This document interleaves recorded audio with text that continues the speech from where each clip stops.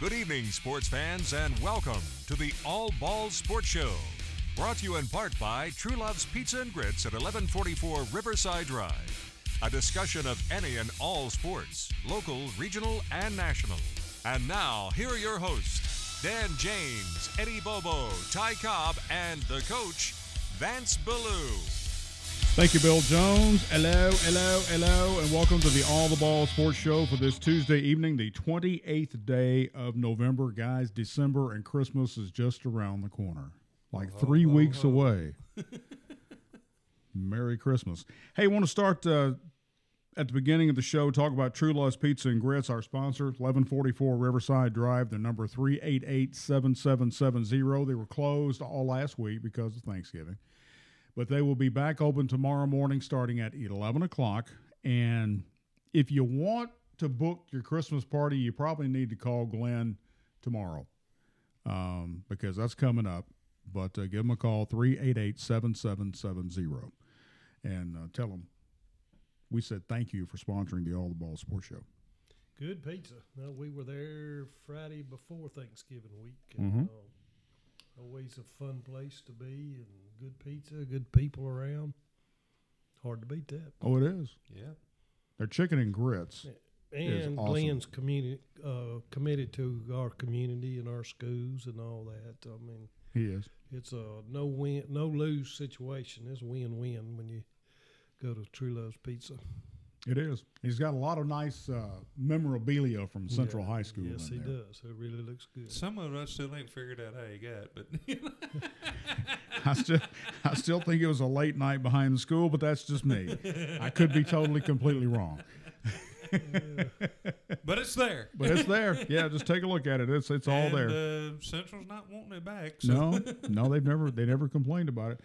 We would be remiss if we did not mention the fact that the 52-year icon for the Daily Herald, Marion Wilhoit, passed away since our last show. And our thoughts and prayers go out to his family, of course. And, man, he's going to be truly missed. He's got a lot of information in that Marion Wilhoit head of his. Yeah, he did. Just always amazed by how much knowledge he had and how much he could remember in full detail. And it was like a walking, talking video machine. He had all the highlights in his head, and just a huge loss for our community. The second year that we did the Thursday night preview from True Love's, he did a segment called Marion's Memories. And I found those the other day on this old computer across from here. Yeah, so I'm going to keep those and archive those things. So he did them for every week. The team that we played that week, he went back and talked about that particular team that we played. So we did a little 5 or 10 minute segment with him. And, that'd be neat to see. Oh, yeah. And then the paper stole my Marion's memories, but that's okay. We won't talk about that. That's okay. That's all right. No, we won't go there. No, we won't go there. But anyway, thoughts and prayers out to Marion's family, and he will be missed. And just keep reading the Daily Herald. There's a lot of good local sports in there. Absolutely. Taken over by Maurice Patton now. Yes. And Maurice is going to be here tonight, but unfortunately that thing called basketball got in the way. That can happen. What's basketball? No, just kidding. Just kidding. No, don't write in for that one. Please don't. No. All right, let's... I love to give the referees a hard time whenever I'm at a game. Oh, yeah. Yeah, Barry Duke used to do that, too. I do it well. Yeah, Barry Duke used to do that, too. I remember very well. All right, guys, we got just a ton of stuff to talk about. Maurice wanted me to get out the crying towels tonight for both our UT faithful and also our Alabama supporter in the room. At what point did you just finally say Saturday afternoon, this we can't come back from this? Probably sometime late in the third quarter. I mean, they just were making the plays that had to be made, that made the difference in the game. Auburn always came up with them. To their credit, they played a great game. They played to their strength, which was their defensive front is really good, and they certainly proved that. Well, I think Coach Saban said it best at halftime. Whenever they interviewed him at halftime, and they asked him what's the difference. He said third down. Yeah. He said offensively we can't make a first down on third down, and defensively we're not stopping them on. Now third down. it was fourth quarter before they made a conversion, correct? Yeah, they were 0 for 5 in Right. the first half, and Right. then whatever they had in the third quarter, and finally converted They one in. 3 of 11, I think, on third down. Yeah, They for the whole converted game. And 2 in a row, and then they had the A big meltdown. Yeah. Yeah, and then Snaps. they had Two bad snaps in a row. Yeah. They had converted all of their fourth down attempts for the season and was 0 for at least 3 Mm-hmm. Yeah. in the game Saturday. So, But that's a hard place to play now, especially for Alabama. I mean, the game has not always been in Auburn. It used to be in Birmingham for right. years. And, Right. Auburn has done a great job promoting that and being the big ticket item on their season every other year, and have brought their better teams in the years that they've played Alabama and Auburn, and made it paid off. I believe that's 3 in a row. Yeah. No, Alabama beat them last time in Right. Auburn, and Auburn beat them the 2 times before that. So it's 3 or 4.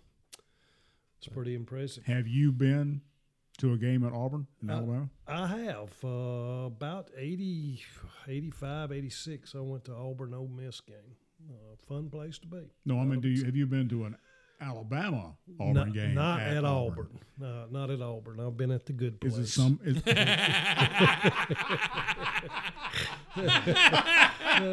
What is it, Legion Field? I've been Legion Field. My senior year in high school, I actually got to go, which was a treasured memory. In Legion Field, Alabama and Auburn. Actually, Bryant went as a recruit. He and I went somewhere during his high school years. We went and saw Auburn in Alabama at Tuscaloosa. Well, Legion Field two is not times in a row. Is not in the ideal location. No, it's not. It's not in the better section of Birmingham. Right. The last time I was there, it was Hall of Fame Bowl, Vandy playing Air Force. And 82. 1982. I was in the end zone, top row, and unfortunately, I saw the interceptions that Whit Taylor threw that day. You could tell the defensive back was playing off just enough to bait Whit into throwing the ball. Yeah. And as soon as he made his move to throw the ball, that guy made his break and picked him off. And I was up there screaming top of my lungs, "Don't throw it! Don't throw it!" Yeah. And Manuel Young was in that game. Yes, he was he strong was. Yeah. safety for Vanderbilt, and I think that's the year he made All SEC, if I remember right. I was sitting in a section on about the 10-yard line. Uh-huh.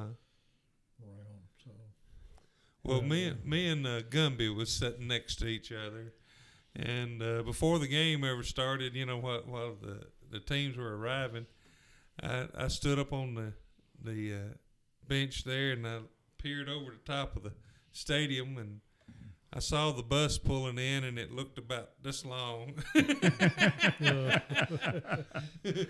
and the players getting off looked like ants walking out. I'm going. For those who are viewing on YouTube, behind me is Sports Center, and they are currently running off the top 25 college football playoff Scenarios. Well, not scenarios, just where they're ranking right now. Okay. Notre Dame 15, UCF 14, Washington at 10-2, they're 13, Stanford at 12, and TCU at 11.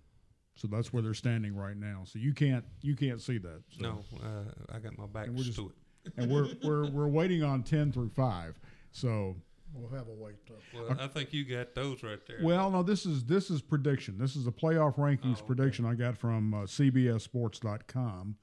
Well, the they- AP top There's 10. there's USC at number 10, which I have USC number 10 here also. The playoff rankings, the prediction that they have from CBS.com, number 1 is Clemson, number 2 Oklahoma, With the wind comes whipping round the plain. Da, da, da. Number 3, Auburn. Don't quit your day job. Believe me, I'm not. So it's nice to be fully retired. Number 4, Wisconsin. Number 5, Alabama. Number 6, Georgia. Number 7, Miami. Which that program, he really turned that around down there this year. Had a great year. Of course, it's not his recruits, but I mean, he did make something of the team. Number 8, Ohio State. Number 9.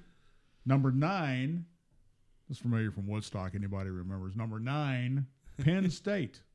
Now, he's done a great job up there. Yeah, Franklin has done a super job at Penn State. And number 10, USC. So, any chance of what's going to happen for Alabama to be in the playoffs? I think the best case scenario from getting in is TCU upsetting Oklahoma, which may be a bit of a stretch. But, I mean, they're two pretty good teams, so, anything can happen.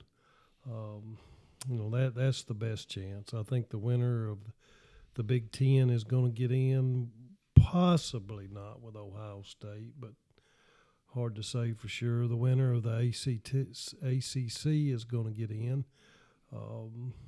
Who's the other? What's the other? I'm drawing a blank. And then, the SEC champ will be in as well. So, well, I heard on one of the talk shows where they had a scenario where 2 ACC teams make it into the playoffs. Yeah, I guess they're saying if Miami won, then you'd have them, and Clemson would still have 2 losses. I don't see how you do that since I don't either. Clemson's other loss is to Syracuse, Right. who I think only had 4 wins on the season. Yeah. So, but who knows? I mean, it comes down to whatever it is, 13 guys in a room and discussing, here's another what they question spit about out is it. SEC championship game. I know they're saying that it's day to day on the running back for Auburn. The way he left the field the other night, I don't. Me personally, I don't see him playing. First it was that left shoulder that was bummed up, and then he couldn't move the right one at all. Right, at all. And he had big alligator tears coming down his cheeks as it was going off. The backup got hurt. Right. Yeah. Yes, So and they had already lost the other one. Right, they already lost their starting the- one earlier in the year, and then boom, your second and third running backs go out. And in the second one, Johnson did say reportedly that he would play.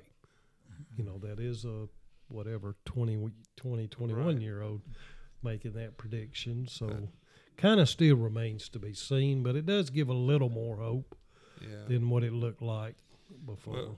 But my thing is, if he does play, how effective will he be if he takes a big hit on? Yeah. So if Clemson is a 2-loss team, which they are, aren't they? Oh, would be if they lost. Would be if they lost. Yeah, Okay. if they lost to Miami. All right, forget my question. Next question was going to be stupid if I proceeded with what I was fixing to ask. So it goes back to the age-old question. There's never a stupid question unless you ask one ahead of time. Yeah. Clear yourself. I was going Very there. good. I know a particular AD that right now that wishes he'd ask more questions, but we'll leave that alone. Yeah. I kind of want to get into that when Ty gets here. Yep. So there can be Yeah. a full disclosure discussion about the whole thing. Kind of wish that Tony was down here tonight to listen to that too. So or participate. Well, we could do that and plug up the phone here, but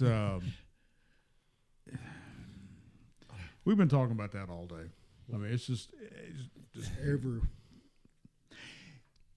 store went in. That's the conversation. on an unhappy note. Again, I hate to bring this up. Eli Manning has been benched on Tuesday. Today, the 2-9 free-falling Giants benched Manning for Geno Smith and maybe rookie Davis Webb down the line, which ends his consecutive streak starts at 210 Wow. and places his future with the Giants in serious jeopardy. Wish I had the Jeopardy theme song to play in the background. After the decision was announced, Manning met with reporters to discuss the move. Understandably so. He looked to be on the verge of tears. It said that Eli Manning was very emotional discussing the situation. However, he's only got one more year on his contract to 2019. Well, it's actually 2 years on his contract. But they are saying that most notably the Jaguars come to mind that may be needing a quarterback, and they're being led by Tom Coughlin, and I think that would probably be a good matchup. May very well be. May come to be there. That'd be interesting. So, That's quite an accomplishment in the NFL as any position, but as a quarterback, start 210 games. Consecutive games. Wow, that's impressive. You know, it's been done before, but Yeah. still, that's impressive stuff to do. Just like Tom Brady's still going at age 40 or whatever. Energizer Bunny. Yeah, you gotta keep in mind. I mean, that means for whatever number of years now, he's been turning his back to half the defense And for after all that many and years. after that game he played against the Raiders, he's thrown touchdown passes on 3 different countries in 3 different countries now. So Yep. Oh wow! but the guy that's making his mark right now is Shaq Mason. Oh, isn't it though? That was a great report to see on him today. Yeah.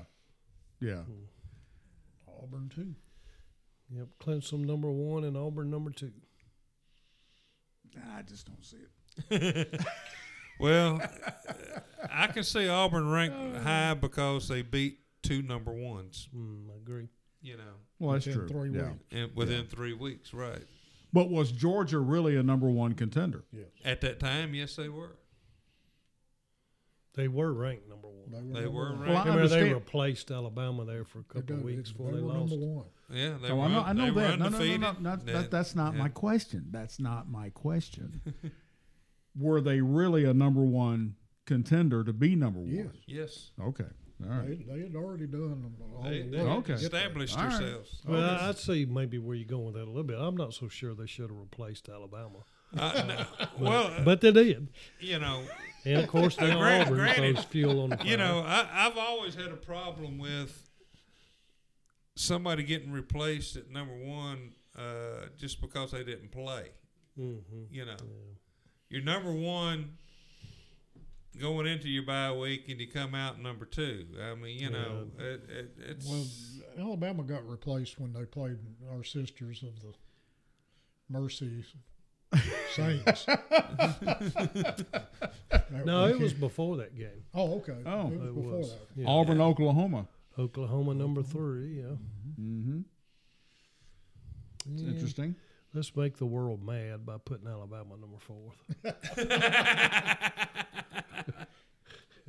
Won't happen. and But number 4. Well, Now, hey. you know, Yes. now, No, you, they now, have to no, no, talk no, to you them. know as well as I know that committee's sitting there going, man, if we put Alabama in that spot, everybody's going to be raising hell about this. Oh yeah, yeah. Maybe You're right. Maybe they'll make a quick phone call to John Curry and ask for some advice on how to. Ask you what to do. Oh, that would be Yeah. funny. You wonder how this might play out in it. They don't want an Alabama-Auburn rematch for No. the national championship. No. Why? It'd be Why? a good game. Well, it would be, but it would cut out Well, too but- much of the nation. Yeah, I mean, guess. you're looking at a sectional game at that point. People in Alabama would love it, and probably people around And it would- Alabama would enjoy it. But I People don't in know. SEC would definitely love it. The, It would the- probably turn off the liberals yeah, in and, the world because Northeast, the Big Yeah. Ten area, I think Yeah. would be against yeah, it. I think the Big Ten has huge influence. Wisconsin. Wisconsin. Number 4 at 12-0, being number 4, that Wisconsin. really speaks a lot about how weak their schedule has been.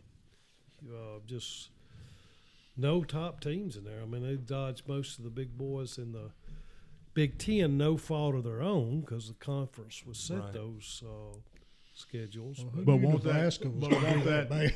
won't that Yeah. show up playing Clemson? Yes, that will help them. Well, this will be after the fact. Playing Ohio State in the They got to play championship. Ohio Alabama's State. 5, Alabama 5 and Georgia Georgia 6. 6, Mm. which is that's really really gets complicated when you start to, like, you can make a case for Georgia shouldn't be below Auburn, but yet Auburn beat them. So how do you figure through it? Because Auburn's at 10-2 with a loss to LSU and Clemson. You know? Right. And of course, that LSU loss looked really bad at the time, but LSU lost to Troy. Yes, and then got kind of over that and became a much better team by the end of the season. How do you get over losing to Troy? Troy's a pretty good program. Yeah, I think they got slammed too much for that myself. I think Troy's a good program that have won for a lot of time, and I've said this on here before. A lot of their players, most of their players, have been in big games before. Right. And won big games before. So then you take a LSU coming in the game kind of down. They have some turnovers. All of a sudden, LSU and Troy is pretty even. You know, just how it turned out that particular Saturday. Yeah. All right, now let's look at it from here. Who's the winner of the national championship, Coach? Between Clemson, Wisconsin, Auburn, and Oklahoma. Clemson. Yeah, if I had to pick one right now, because this could change next, or probably will change next week, or could, I would have to pick Clemson just because they've been there, and you know they've got a lot of talent in their program. Oklahoma, I think, has done the most over the course of the year. I mean, they legitimately have played a pretty hard schedule. Yeah. Although the Big 12 is not. Well, that loss to that strong. Iowa State stung them. Yeah, that really, time, that's a really black eye to their year. Yeah, but I mean, they beat to Iowa State's credit, Iowa State knocked off 2 number 5 teams. Yeah. So, yes, they did. Yep. And it got their coach a contract extension. Right. Yep, sure did. That's another question about how does Iowa State do that? I mean, that's quite an accomplishment. Because they weren't just a dominant team as their overall record will end up looking. But on those 2 Saturdays, they were the better They team. obviously could play with anybody. Right. You know, and I'm going to guess probably their problem and their downfall is depth. But on that particular day, their best players obviously showed up and did made their the job. best plays. Yeah, They had a linebacker playing quarterback. Yeah, that's right. Yeah. They had the injuries. And that goes back to my point I always try to make. Football is not stagnant. It is always changing. It goes from week to week, depending upon injuries, who happens to make plays that particular week. Luck plays a part in it, how the ball bounces, all that type of stuff. How many which team's distracted, which one hitting. I think that's overlooked way too much. I mean, we're talking about 20 years old that are in school for their career jobs.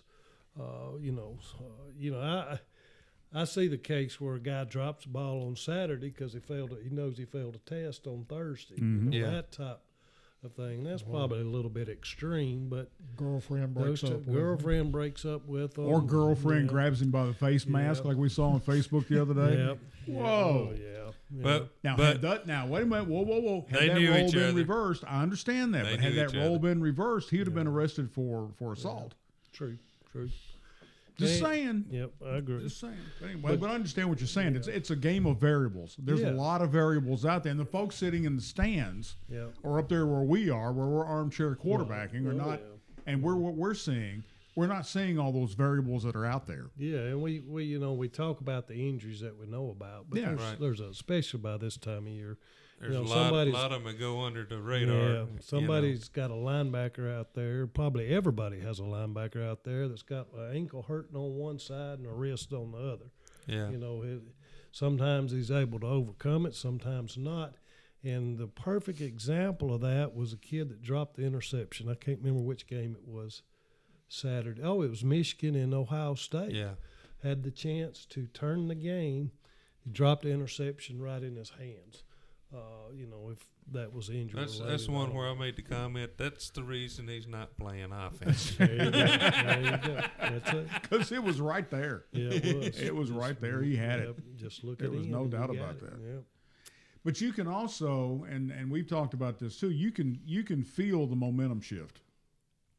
Oh yeah. I mean, it's just it's an amazing thing when it happens. Oh yeah. That suddenly we've got a shot at this. Yeah, that's a huge factor. I mean, you got, somebody like that old Iowa State who maybe in some of their losses didn't have that never got that feeling over the course of the game. Hey, we got a shot Well, at this. how many But in times have those you other seen games in they the did. past where a team will start out and they're moving the ball methodically down the field? I mean, just doing everything right. Then all of a sudden, there's an interception, and it goes all the way back for a touchdown. Yep. And then it's just like Quicksand. It's just like that team just could never recover from that. Yeah. And that's happened so many times in the past. Which brings us to this weekend and the state championships at Cookeville. Absolutely. 7 years ago, we were in that. Yep. 8 years ago, we were in that. Mm-hmm. Now they're starting on Thursday to do the 5A like on Friday, and then they do in the Division Twos on Saturday. They're rotating. Yeah. Yeah. Yeah, there's some obviously logic to rotating, being fair to everybody. The only thing, and I have to give somebody else credit for this. I can't remember who I heard say this, but they're mixing in the Division II games. They were off last week because they had already finished their playoffs. I don't know why they didn't just go ahead and keep them on Thursday and then play the public school like they had been on Friday and Saturday. And they could have mixed those games. They can still rotate those times. Or do 2 different weekends. Yeah, which they used to do that. Do a weekend that you have the Division Twos, and then They do it in basketball. Well, I just happen to have the lineup for this coming week. Excellent, because I haven't looked at that. Excellent. Way to go, Dan. Thank you. Hey.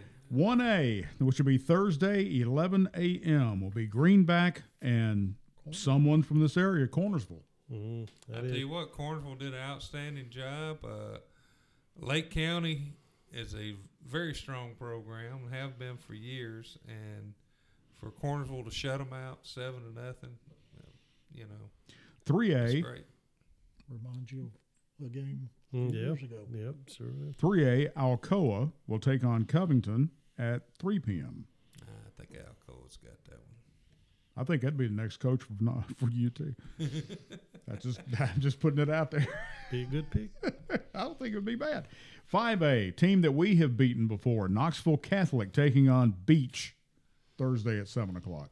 That'll be interesting. Now, I've heard Knoxville Catholic was awfully strong this year. Haven't seen them. Well, wasn't that where the tackle prospect was from that was supposed to be going to UT that decommitted? No, he actually did go to UT and played at UT. No, the I'm one talking about there's a current player. Oh, okay. I'm sorry. I was thinking way back in the day there. Yeah, okay, We did get the opportunity to see think the you're right Leprechaun. about that. Yeah. We did get the opportunity to see when we played Knoxville Catholic, the Leprechaun throw his pot of gold back into the bus and cuss a little bit. Good for it. We enjoyed that. Yep. All right, 2A, Knoxville Tyner and Union City, Friday at 11 o'clock. That's going to be a tough one. Yeah. Union City's a tough team. They are supposed to be huge on offense. Well, they Huge. I don't know if they scrimmaged everybody this year, but in the past, I know they have scrimmaged Central, Mount Pleasant, and CA when they were down, doing their little camp, and beat all 3 of them. In Class 4A, Friday at 3 o'clock will be Greenville and Springfield. You never rule out Springfield. Yeah, I know Greenville has had one of their better years too. Their scores have indicated that they're pretty daggone good. So it could be a really good They matchup. were in it last year, weren't they? I know they were several years ago. I can't remember about last year or not. I don't know. And 7 o'clock on Friday will be Marble and Cane Ridge. Be an interesting matchup. Everybody knows what Maryville is about and what they run and all that, although they do have a new coach. But, Cane Ridge, very, very athletic. Been watching Cane Very Ridge athletic. on the Friday night football on TV 30. And Cane Ridge is a strong team. They are. But that team that came from West Tennessee and played them last Friday night, I hadn't seen that much beef since really? the I last didn't cattle see truck that came down the road. I mean, these boys were huge. Wow. They were huge, but they couldn't play. They couldn't play against Cane Ridge Right. because they were just, they may have been stout, but we've seen teams where they were big but not physical. Right. But Cane Ridge is big and physical. Yes, they are. Yeah. They are impressive looking. They are. They come out on the field, they look like a small college team. Yes. Or like a UNA or somebody. Division II, Class A, 2A, and 3A. They got, let's see, Friendship Christian and DCA on Saturday at 11. Class AA, Notre Dame and Luzanne. Is that what it is? Luzanne. Saturday at 3. And Class AAA, Brentwood Academy and MBA on Saturday at 7 That'll o'clock. be a good one. Yeah, it will. It'll be good. That'd be a good Matchup. one. Sure will. I like to go back to Cornersville. I just love it when the community schools Yeah. make it, especially one in particular, small like that has not been in the game before. In fact, they have not won a playoff game before this year. And, of course, now 4 in a row, got a lot of excitement going. Is Coach For Graham them still there. helping in any way over there? I don't think so. I think he finally stepped down. retired out. When Ray retired. Yeah. And then Ray, well, they may still be doing middle school. I don't know. I'm not sure about that. They were a couple of years ago, Okay. so I don't know if they're still doing that. So they had a hand in that. I'm sure Right. the guys that are juniors and seniors would have played for them in middle school. Hey, I do want to give a shout out to Columbia Academy Bulldogs who made it to the semis. Yep. And unfortunately fell to Union the City. folks at Union City. Union City just steamrolled over top of them Yeah, that was, last Friday night. they have had done all year, according to the stats. In the Daily Herald, they had something like 550 total yards coming into that game, and 530 of them were on the ground. Wow. Wow. I never recall seeing something that. Well, if you can run it that good, you don't have to. Kind of like throw it. Yeah, kind of like you know. Army is this year. They've won 2 ball games and never threw a pass yeah, in either game. yeah. What does that tell you? If they Well, only they won know 2 what ball brought 'em games. there, and they stay with it. Well, They're going to run it at you. And for Navy, 2 games that might have been Well, great, but how many games did they Navy play? revealed their uniforms for the Army Navy game. Oh, They're paying homage to the Blue Angels. okay, good deal. Oh, Got okay. a need helmet. Is that because of the one in here in Murfreesboro, Smyrna? No, it's just in general. They I got you. they always pick some part Yeah. or do something. But So they've anyway, got- Cookville starts on Thursday for all the TSSAA classifications, of which there are many. Yeah, 9. Record 9. It should be exciting, though, and they are on television, I think, still, Yeah. aren't they? Yeah. So it'll be fun watching. That'll be something you can watch if your attention's a little bit different this year on the SEC championship. If you, that's what I mean. That you're having to downshift now That's because you have nowhere to go. That's to right. watch Alabama. Yeah, that's right. They'll be resting up for playoffs or bowl game, whichever. That's Will the they- reason he will was they asking be us what he as got to a- do on Saturday? Will the 5 and 6 team play each other? No, it. Well, not unless it just negotiates out that way. Oh, okay. What I read said the most likely thing would be if Alabama's not in the playoffs, would go to the Orange Bowl, and if Miami didn't go, they would be the opponent. Now I don't know how assured that would be a That'd be good an matchup. interesting It game, would. Yeah. Oh, by the way, also we need to mention congratulations to Columbia Central, who got into the playoffs this year. Yeah. After having a dismal 0-10 season last year, they finished this year with 7-3 Yep. and went to the playoffs. Went to Beach. That's the only beach you don't want to go to. But you went to Beach, and the results are what they are. With Beach playing in the state championship on Friday night. Yep, and just like you said, great turnaround for the Central program, Jason Hoth and the coaches and players. My hat's off to them. It takes a lot to overcome past failures. Those guys obviously went out there and believed in themselves. contrary to evidence from last year, and had some good performances. Got 7 wins, so that was a great year for us. Just don't want to go to the beach. Just hate going to the beach.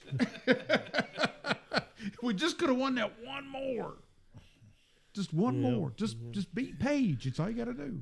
We wouldn't have to go to the beach. Yep. Yeah. But anyway. We get a bus all that. Yep. Unfortunately, yes, we did. Let's see. Well, Ty's not here yet, but we're all going to touch on this anyway. Of course, Vandy over UT on Saturday. Brady Hoke coached his 1 or 2 games. He's out the door, obviously, as an assistant coach, stand-in, head coach. And now they're looking for someone new, even though they had a contract in a memorandum of understanding. Thank you, but it's still signed. Right. With Sharano out of Ohio State, defensive coordinator. My understanding is that through agents, they say that UT is going to have to pay him some money because they did offer him the job. He did take it with a signature, and therefore that's a legal contract. That'd be interesting to see how that plays out. Let's see how much Jimmy Haslam going to have to pay out on this one. Yeah. Just saying. Even though Bill Haslam said last night on TV that he ain't got nothing to do with it. Well, yeah, okay.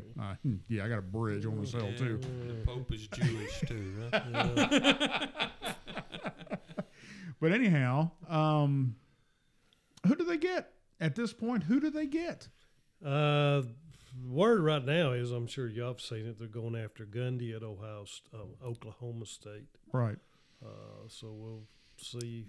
I've seen that. How much will T. Boone pick up since T. Boone Pickens is their biggest booster out there? Yeah. And he's probably got as much or more than the Haslams.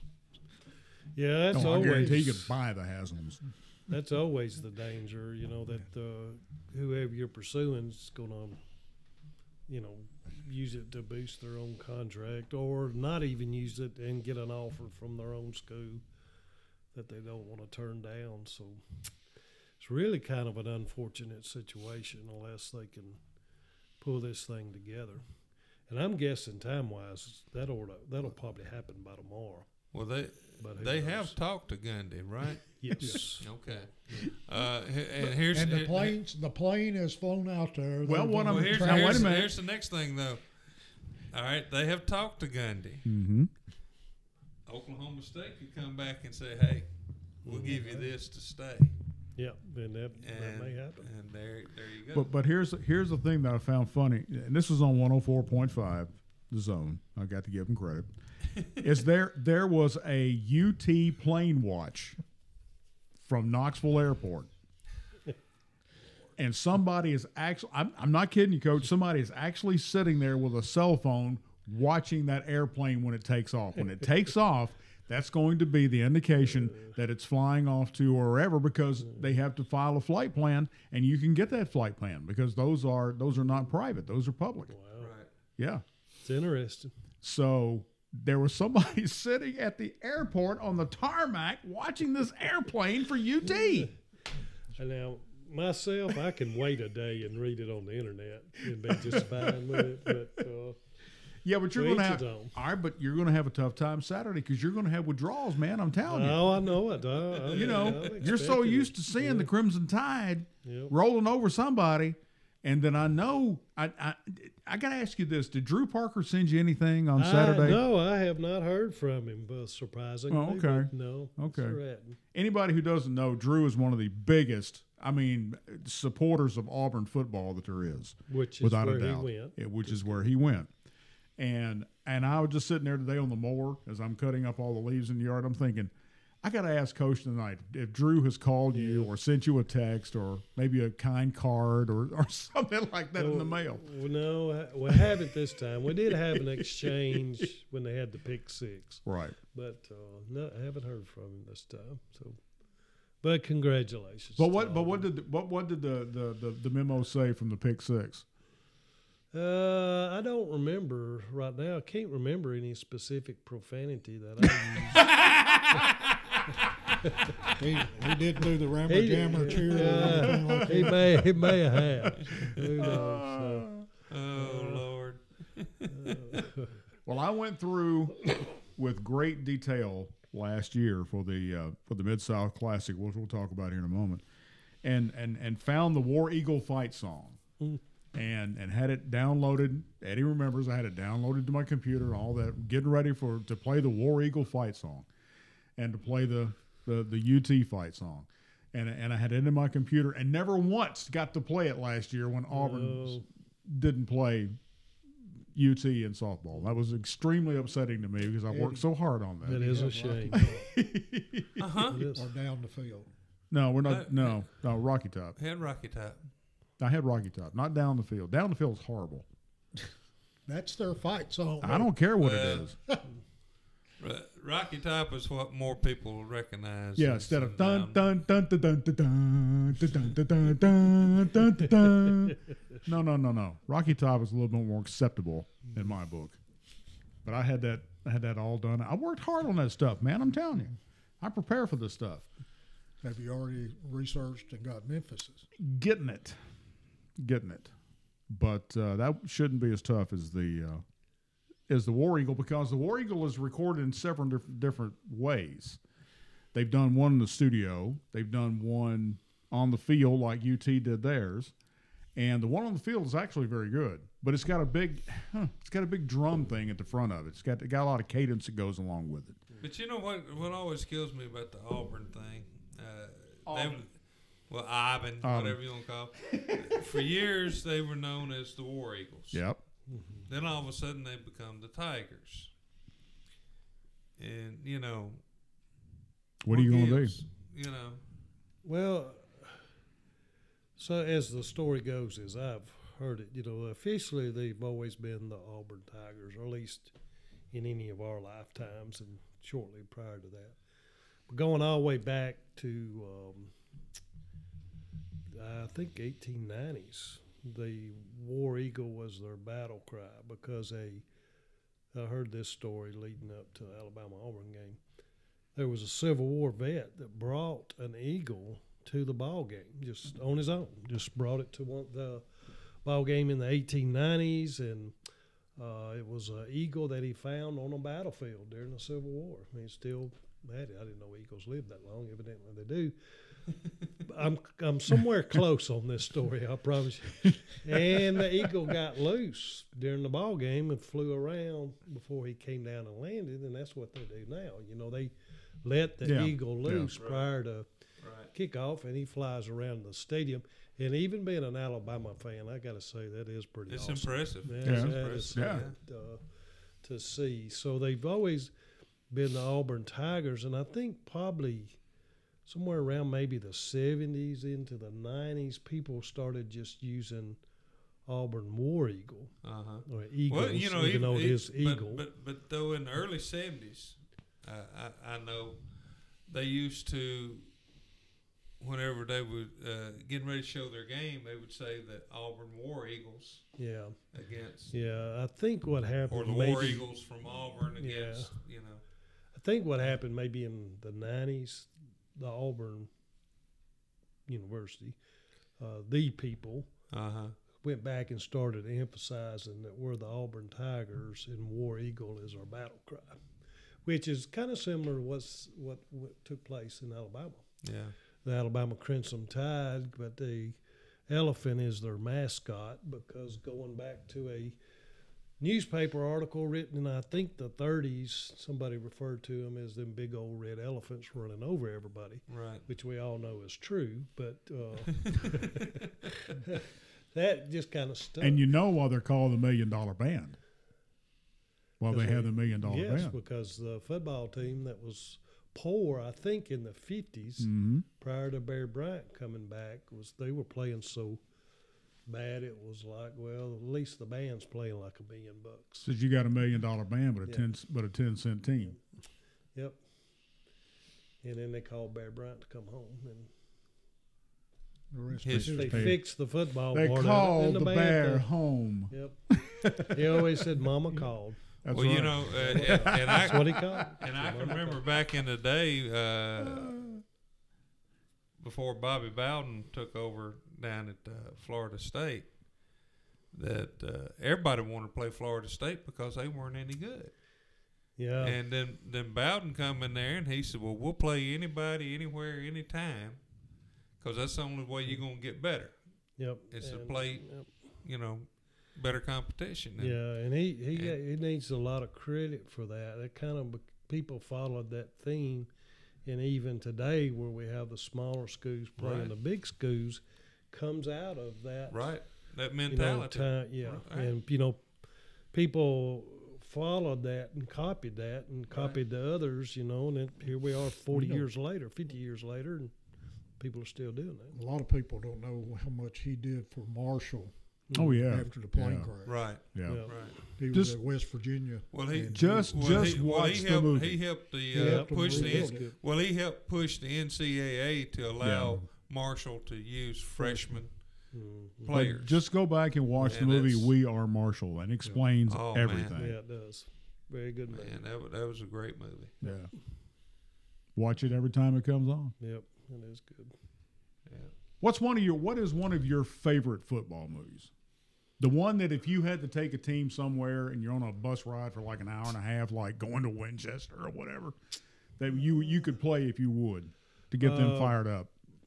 I would say probably the best one, and I'm drawing a blank here. Denzel Washington. Remember the Titans. Remember Yeah. the Titans. I don't know how I could forget that, but I did. That's a great one. There's so much involved in that. Friday Night Lights is good, although Notice he didn't say win one for the Gipper. that is true. Although that is good. Really old. They made a movie that you can't get anymore, I don't think, called Bear, Yeah. which they made right after he passed, Well, I think. You remember when that one that they did for ESPN, where it talks about where he went to coach at Texas A&M Mhm. Yeah. from Yes. Kentucky. Yeah. The I think the title of it was the Junction Station Boys. Yeah, that's it. I thought that's what the book was Yeah. called. The Junction Boys. Junction Boys, you're right. Junction Boys. The other And- night, Go ahead. Tim Irwin. You remember Uh-huh. Tim Irwin? Uh-huh. He was on one of the Vol Call radio, and he said, they talk about what happened to the Junction Boys. He said they should have been around when Majors came to UT. He said that made that look like romper room. Now, I made a suggestion to Eddie before everybody got here. We were talking about the situation at UT. I said, what we need to do, since I still have his phone number in my phone, is to call up Johnny Majors and say, what do you think? That'd be interesting. I think it would be something even though we are not FCC regulated, I got a feeling it'd be something that we probably wouldn't want to air. Yeah, probably right there. Yeah, But he is a fun I love character. That, the movie Junction Boys. I mean, you know, and Was good. And an old one, which we've all seen, but younger generations, what has Brian's song. yes, Uh, the that is original, good. the original. Yeah, the original. James Caan and should have been made about 72, Billy D. Williams. 73. Billy D. somewhere Yep, in there. Billy D. Williams, Jim Caan. It really had, it's kind of, I don't know. There's some good information in there about pro football, Well, especially back in that look day. who showed up. When There he is. Last 12 minutes of the show, ladies and gentlemen. Put your hands together Get your hat. for Ty Cobb. Yeah, all right, yeah. They quit making out of it. yeah, that's for you. Yeah, Bubba, that's for you. This is just, you walked in at the perfect time because now we get to talk about the University of Tennessee. We've been holding back until you came in the door. What's the We got the latest? Mid-State Classic coming up in April. Yeah, we know that. We know Tennis that. is going on right now. I think soccer's about to start up. What else you need to know? Does your alma mater could possibly give up their coach? I'm gonna stay out of that one because I have a lot of Memphis friends too. So I don't think. I'll just tell you, the last 48 hours at University of Tennessee just leaves me just wondering. Which is interesting because they said on Saturday, they said, we'll have a new coach within 72 hours and we'll make the announcement. Well, they did. They did. Within 24 hours, they had a fiasco going. Yeah, it didn't take long. I mean, did you see the Facebook post of the burning dumpster though? That was the funniest thing. Did I've you ever see seen. The Rock? Yes, I did. Oh, but yeah. can you imagine? Yeah. Well, I ask y'all all for this. If they would have done like Ole Miss and just had a press conference and let him walk out. And it was already a done deal, coach. Woo. Ooh. That would have been. Well, somebody would have probably got run out on a rail. It's interesting you said that because when I saw the replay of Ole Miss is when I like realized that. But they did that. That's what I was saying. That's really neat. But I'm also thinking they couldn't have done that with anybody else. The only one they could have just sprung it on the players like that was the interim coach. Coach is Which talking I'm about glad Matt they Luke, did. Yes. the new coach at Ole Miss. So I was really excited to see that. I think it's well deserving for him. Yeah, I always like it when the interim coach gets it, which is not very often. It's such a tough job. And I think the Egg Bowl made a difference for him. Yeah, winning against Mississippi State. I think that alumni like that, and that was just kind of which is really good feeling. Yeah, that when you see what happened at Arizona State, I mean, they fired their coach who had won almost 2/3 of their games. Yeah. Had a 7-5 season and had just beat his rival Arizona by 3 touchdowns, and he got fired. So it's like nobody's safe hardly. But anyway. But the Ain't Got No Class Award still goes to the president of the University of Arkansas.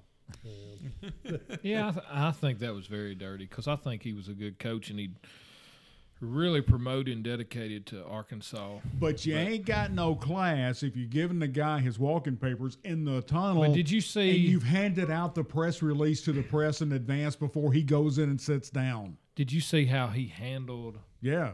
I thought it was very professional and spoke a lot of his character, the way he handled that in the press especially when he said, I see all your press guys have already got a copy of the press release. Yeah, he earned my respect. He had it before, but after that, the way he handled that and stayed positive. Yeah. Well, if you hadn't seen it or people watching hadn't seen you need to go watch the press conference after the game. Do you think Curry could call the interim AD at Arkansas and get his phone number? They might be working at the same place. Well, we'll say everybody. A large majority of people are calling for Curry to be on the block.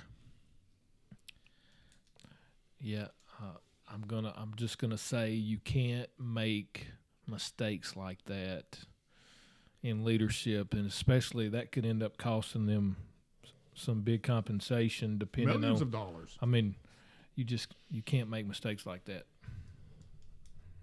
So, well, I'll go back to the firing of coaches and the defense of coaches a little bit. 20 years ago we started going through changes where almost all ADs were retired coaches or had been coaches in the past and had experience with the media. They had conducted themselves, with pressure on, with attention on. They've done it their whole careers. Now we have professional ADs, a lot of them who have not been coaching. Right.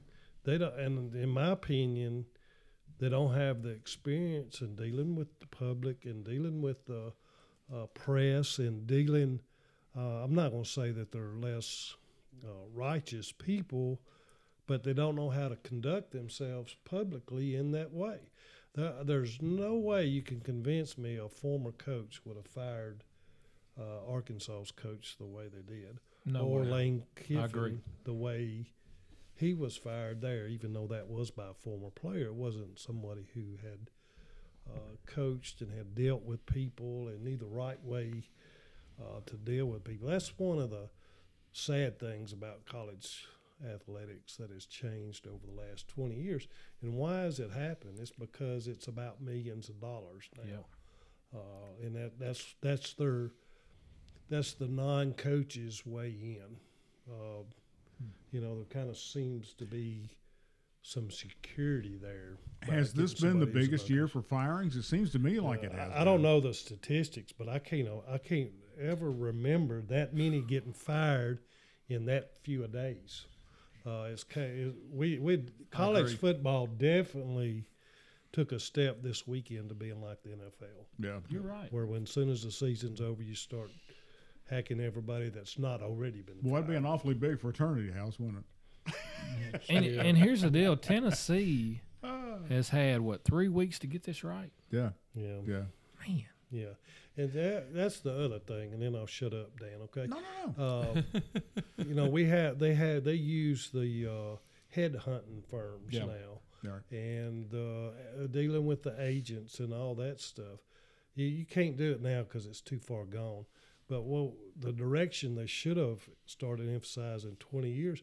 What would have been wrong with taking $1 million, going and finding a retired coach and getting him, tell him, here's your $1 million, bring us 3 names with proof on why they're on your list. That coach then can go and research it a little bit, but he also can go sit down and watch game films of those coaches and predict who's going to be the next Nick Saban or whatever else. That had to have been done 20 years ago. It's too far gone now. But shouldn't that have been done with somebody like Fulmer? Yeah, that's a perfect get him example. to go look. And that's who I thought of first on that. And then I thought, well, maybe not at UT. I don't know how that personal relationship is, if it's that good. I know it's not all that bad. Yeah. I don't know that it's that good. But there's somebody out there like that. Philip Fulmer could do a great job for somebody else, for sure. Yeah, I agree. Oh, yeah. And fine. I bet you he could go in 1 week's time, have who's open Arkansas, have them the best possible choice that they could come up with. Well, let me just ask you this time. Who would you want at this particular point in time? If there's somebody available right now, who would you want to come in? All right, I'm going to spin your question a little bit and say this. Now, you're spinning my question. Well, I'm answering your question without a name. Oh, okay. What I think the fans at the University of Tennessee want is somebody with ties to the university, right, from the South, right. And I'm not saying that it's got to be John Gruden, but they want somebody connected to the university. Somebody maybe that's a former player or tied to a former player, maybe attended the university or was like a offensive coordinator, defensive coordinator. They want some connection there. I think that's what made John Gruden so popular, but I blame Curry for not putting that to rest early so you could look forward. But spinning it back with somebody like T. Martin work because he's been an offensive coordinator for USC. I was thinking more of like, and I know he's turned it down, but like a Cutcliffe come in for 2 years, bring in T. Martin as offensive coordinator, groom him, have him ready. He might be ready now, but then he becomes the head coach. But what about bringing a T. Martin in and setting him up with some of the best coordinators you can find? I think that would work. It's all, whether it's in business, whether it's fire department, coaching, it's all about the people you surround yourself with. Right. And having good people around you. And that is the key to the next head coach at Tennessee is having the right people around him with good chemistry. It's the same way in life. I mean, and the next coach has to have that. But I think for the fan base, they want somebody connected to Tennessee that's from around here, has ties to the university. Well, and Peyton Manning could be a good help in that.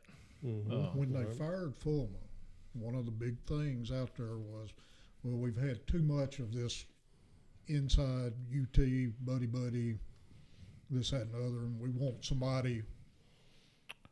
And so we end up with Lane Kiffin. Then you end up with what you got. Anyway, positive thoughts. We got the Mid-State Classic. We're going to have Mac on next week. Yep. Mid-State Classic coming up in April this year instead of March, when it was big snow and ice. So give us a little. Give us. I a little think on this will that. be the biggest and best Mid-State Classic that we've had. I think Okay. the weather's going to cooperate. I think the Memphis, Tennessee kind of in-state battle is going to be very popular. I'm impressed with Natalie Poole from Memphis, of course, Ralph and Karen Weekly, and how good they've been to the city of Columbia and the good partnership there with the city. I think it's exciting that they're always enthused and the team is ready to come back. So it's going to be here before you know it. I mean, but it's pretty exciting, and I think it'll be a sellout too. I So, think it will be too. but I do want to say before we go, did y'all see the top 4 teams Yes, that we were did. selected? Y'all talked about that. Yeah. I was interested. And I wanted to ask Coach. I thought that Auburn would have been the 4th seed, not the 2nd. I figured Wisconsin being undefeated. And I know there's many different scenarios, but I just didn't think Auburn should be number 2. I thought they should have been number 4 with 2 losses. I just kind of wondered what your opinion was on that. Yeah, we talked about it just a little bit. I think it's Wisconsin's schedule. Is it? Yeah. They either had not played anybody in the top 25, Wow. or it was only one. I can't remember for sure. It was the fewest of anybody in contention by far. And of course, that's not all Wisconsin's fault, although their first 3 games were pretty soft. The conference does the schedule. Yeah. Mm-hmm. So what the Big Ten spit out to them didn't have them playing in the top. Well, if you Teams. remember several years ago this is before they had the playoff scenario, when everything was said and done, all the bowl games played and everything, you had one team that was undefeated, and that was Arizona State, and they still weren't number 1 at the end of the year. Mm-hmm. Yeah. And I they said, still- well, that's because they didn't play anybody. Hey, they won all their games. They won their bowl game.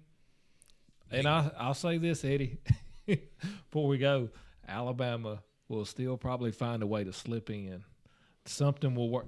It just happens. You're sitting there at 5, and I'm saying people saying, "Oh, they're Coach out." is hoping you're right. Yeah, Hey, I think he can get in there.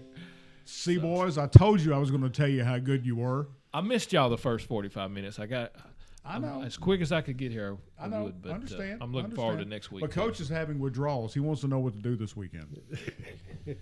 Since Alabama won't be on. I know what I do. Watch that game film from the Auburn-Alabama game and tell Nick Saban what they did wrong. Oh, that's a harsh answer right I'm there. sorry. A good one, I'm though. usually on It's a your good side. one. It's a good one. Oh, I agree. All right, guys, that's it for All the Ball Sports Show, brought to you by True Love's Pizza and Grits, 1144 Riverside Drive. Give them a call for your Christmas party. Do it now, or not. Actually, wait till tomorrow by 11 o'clock when they're actually open, okay? And you're going to love it. We're fixing to have some True Love's Pizza now. There you go. Hey, this Okay. this hat really says Memphis, Tennessee. Uh-huh.